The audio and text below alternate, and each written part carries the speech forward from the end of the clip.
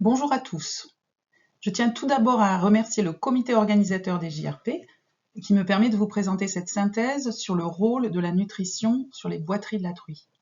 Et je remercie également tout particulièrement ma collègue Karen Wedekind qui a compilé les données sur ce sujet.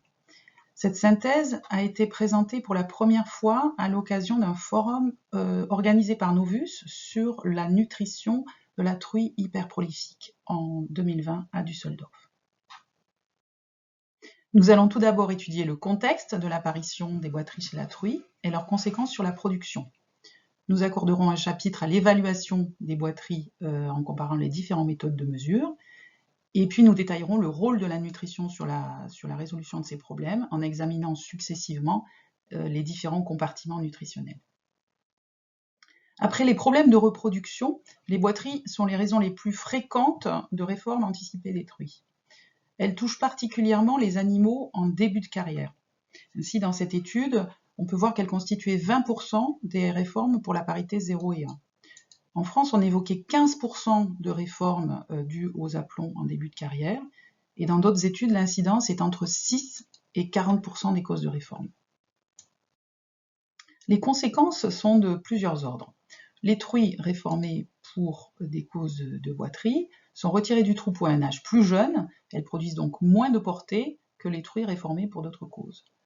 Le taux de remplacement est plus élevé, alors qu'on sait que pour amortir le coût d'un remplacement d'une cochette, il faut que la truie reste au moins 3 portées dans l'élevage.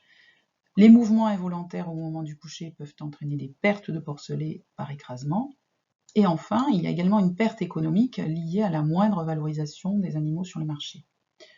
Concernant l'état sanitaire, les boiteries entraînent chez la truie une augmentation du processus inflammatoire. On a ainsi pu montrer une augmentation, par exemple, des protéines de phase aiguë chez les truies boiteuses. Et ceci peut prédisposer les animaux à d'autres infections et également entraîner une anorexie qui peut avoir des conséquences sur les performances de reproduction. Enfin, la boiterie engendre de la douleur qui peut être préjudiciable au bien-être de l'animal et à sa capacité à adopter des comportements sociaux. Et puis le bien-être de l'éleveur peut également en être affecté.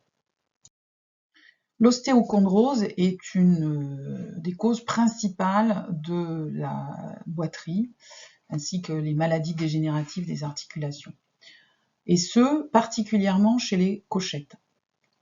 Cette pathologie est causée par une perturbation de la plaque de croissance du cartilage, et les os peuvent être touchés, mais de manière secondaire. Beaucoup de facteurs ont été identifiés dans le développement, pour expliquer le développement de l'ostéochondrose, et notamment la génétique, le logement, la composition du régime alimentaire, la vitesse de croissance et les stress mécaniques ou traumatiques.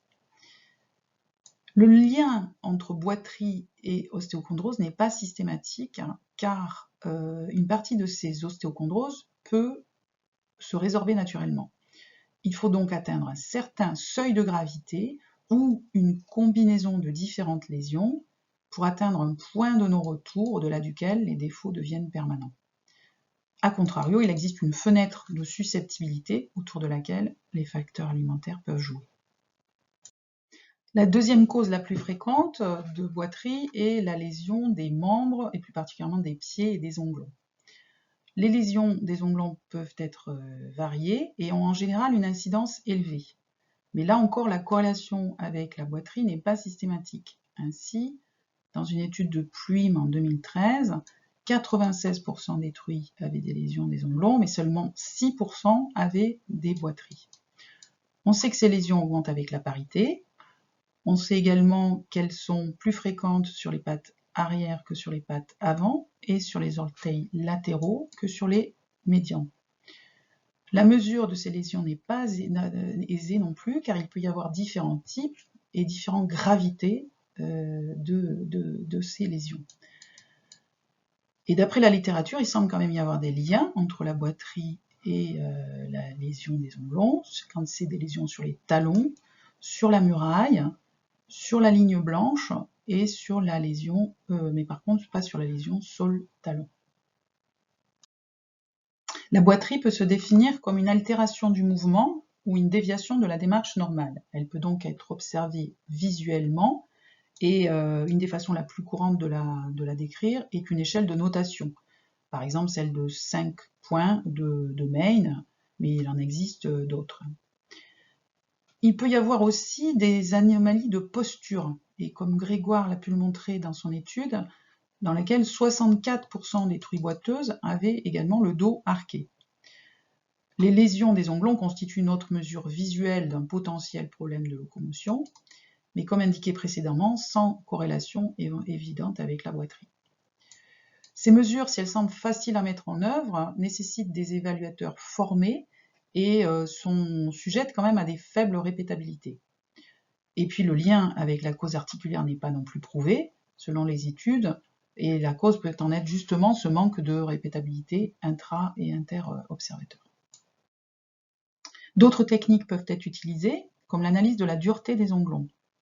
Cette mesure, réalisée avec un duromètre, un appareil destiné à mesurer la dureté des plastiques, a été utilisée avec succès sur les sabots des vaches. Ainsi, dans cette étude de 2015, on a pu montrer que les animaux sains présentaient des duretés de sabots supérieures aux animaux boiteux et que les oligoéléments organiques chélatés permettaient d'améliorer significativement la dureté. Et dans le cas du porc charcutier, donc une étude de 2015 de Wedekind a réalisé des mesures de dureté d'onglons à 5 endroits sur l'onglon extérieur de chaque patte, à l'aide du même duromètre. Alors dans ce cas, le fait que l'onglon soit plus mou a fait que les scores de dureté étaient plus faibles, sauf dans le cas de l'emplacement 1, où on a pu mettre en place, donc au bout du pied, où on a pu constater que la dureté des onglons avait tendance à diminuer avec l'augmentation du score de boiterie, de 36,8 sur les animaux sains à une trentaine sur les scores de boiterie les plus importants. Parmi les mesures dynamiques, les plaques de force permettent de mesurer patte par patte le poids exercé sur chaque patte et donc d'identifier aisément quelle est la patte qui ne supporte pas le poids de l'animal. Et dans une étude comparant différentes méthodes sur des porcs boiteux et non boiteux, on a pu constater donc, que les pattes arrière étaient plus touchées par les boiteries que les pattes avant, et que les boiteries étaient associées à l'augmentation du poids sur les pattes avant, à la gravité, mais également à la gravité de lésion de la ligne blanche, et comme on l'a montré précédemment, que la dureté de l'onglon était diminuée à la pointe du pied. Pour conclure sur le comparatif de ces méthodes physiques de mesure de la boiterie, on s'inspire de ce qui se fait chez l'homme, où Bauer a proposé une classification de marqueurs de l'arthrite appelée bipède.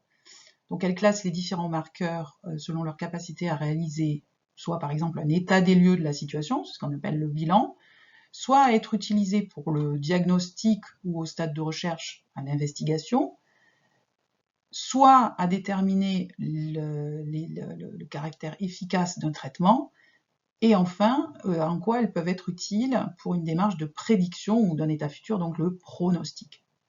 Donc si l'ensemble de ces méthodes physiques étudiées avec les réserves que l'on a détaillées sur la répétabilité de certaines mesures ou la difficulté de mesure, si ces mesures, donc l'ensemble de ces méthodes permettent de réaliser des bilans, de l'investigation ou du diagnostic et de mesurer l'efficacité d'une solution, elles sont quand même peu de pouvoir prédicteur d'un état futur, à l'exception peut-être de l'accéléromètre, comme celui développé par l'IFIP, et qui permet de prédire les boiteries 24 heures avant leur apparition effective, mais seulement pour le moment chez des truies de rang de portée supérieure à 5. Les biomarqueurs sériques, qui indiquent le taux de renouvellement ou de dégradation des tissus de l'os et de l'articulation, sont largement décrits en médecine humaine et vétérinaire. Cependant, peu d'études ont évalué l'intérêt en porc pour prédire les boiteries. Franz a évalué l'utilisation de ces biomarqueurs pour prédire la présence d'ostéochondrose chez le porc en réalisant des prélèvements sanguins et osseux au moment de l'abattage des animaux. Les porcs présentant des signes d'ostéochondrose présentaient des niveaux plus élevés du marqueur de synthèse de cartilage CP2 et de celui de dégradation du cartilage, COMP, mais des taux plus réduits du marqueur de dégradation C2C. En ce qui concerne les os, le marqueur de dégradation PYT était réduit avec l'ostéochondrose, mais les marqueurs de synthèse osseuse comme l'ostéocalcine ou le BAP n'étaient pas affectés. On voit donc que l'interprétation de ces biomarqueurs comme indicateurs de la boiterie doit être faite avec précaution. Selon les publications, les résultats peuvent être concordants ou contradictoires en fonction du critère de comparaison, par exemple ostéochondrose ou boiterie, ou du type d'animal, le porc charcutier ou la truie, et du stade de la boiterie, précoce ou avancé. Ainsi, Stavrakakis a montré que, par exemple, le CP2 et le C2C évoluaient dans des sens opposés à celui observé par Franz, en même temps qu'on observait une rigidité de la démarche. Par contre, dans les études de Tseng, Wedekind et Zhao, les marqueurs de CTX2 et COMP variaient dans le même sens avec l'ostéochondrose ou les scores de boiterie.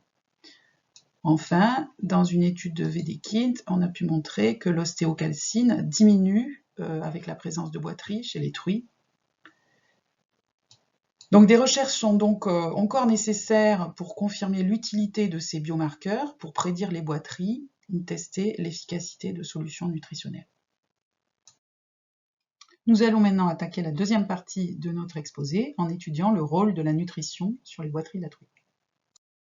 La concentration énergétique et nutritionnelle de l'aliment, en favorisant une croissance rapide, favorise également le risque d'ostéochondrose.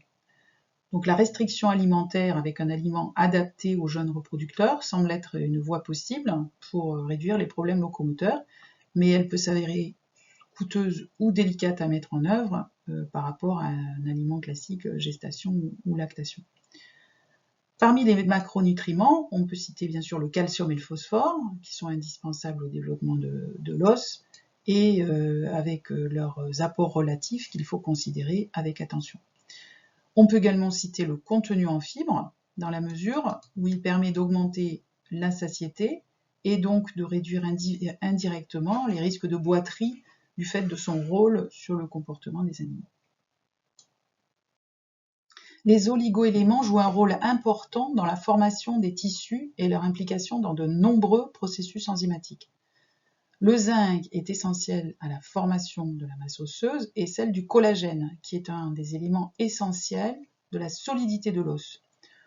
Le cuivre, avec son rôle dans la lysyloxydase, contribue à renforcer le collagène en le réticulant.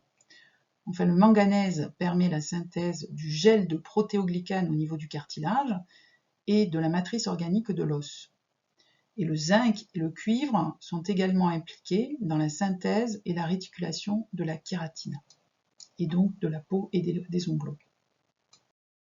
Les réserves minérales corporelles des truies s'épuisent progressivement, comme le montre cette étude, où sur des truies en parité 3, cette perte peut atteindre 15 à 20% par rapport à des animaux non gestants du même âge.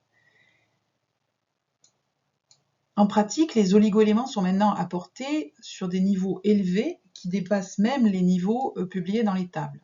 Mais malgré ces taux élevés, les problèmes persistent, et probablement en raison de la faible biodisponibilité des minéraux utilisés et aux nombreux antagonismes entre eux et les autres nutriments de la ration. Donc l'utilisation de formes organiques est un moyen de fournir plus de minéraux biodisponibles avec moins d'antagonismes.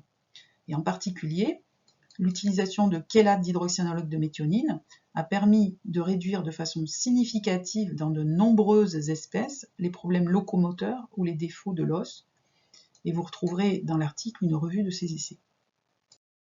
Plus particulièrement chez les truies, dans cet essai en conditions commerciales réalisé en Espagne auprès de 80 élevages représentant plus de 120 000 truies, l'utilisation des sources organiques de zinc, cuivre et manganèse a permis de réduire l'incidence des taux de réforme dus à la locomotion, et parmi ces minéraux organiques, l'utilisation de chélate d'hydroxyanalogue de méthionine a augmenté significativement le pourcentage de truies atteignant la parité 3 en agissant sur le taux de réforme et sur le taux de mortalité. Dans cette autre étude de 2015, l'apport d'oligoéléments sous forme d'un mélange d'oligoéléments inorganiques et de chélate d'hydroxyanalogue de méthionine, comparé avec un contrôle avec des oligoéléments inorganiques, a permis de diminuer significativement le taux de réforme et en particulier ceux liés à des problèmes de locomotion. Toujours dans cet essai, sur une sous-population de cochettes, on a évalué des scores de mobilité entre 0 et 12, donc 0 normal et 12 boiterie sévère.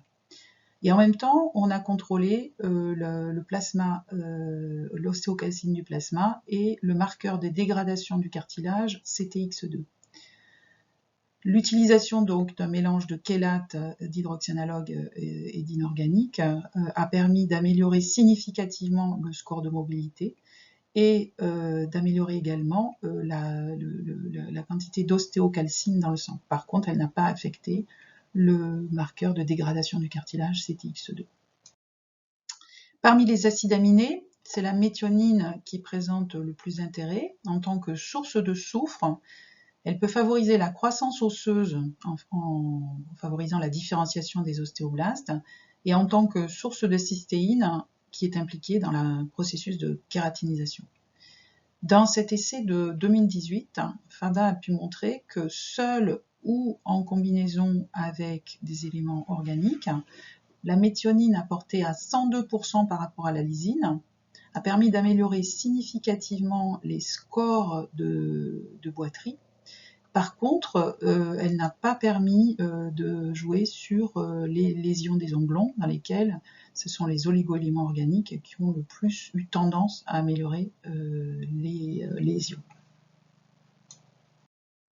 On ne peut pas conclure ce chapitre sans parler des vitamines et de leur efficacité, en particulier vitamines A, C et D, et leur rôle sur la croissance osseuse, la santé des pattes et la structure osseuse.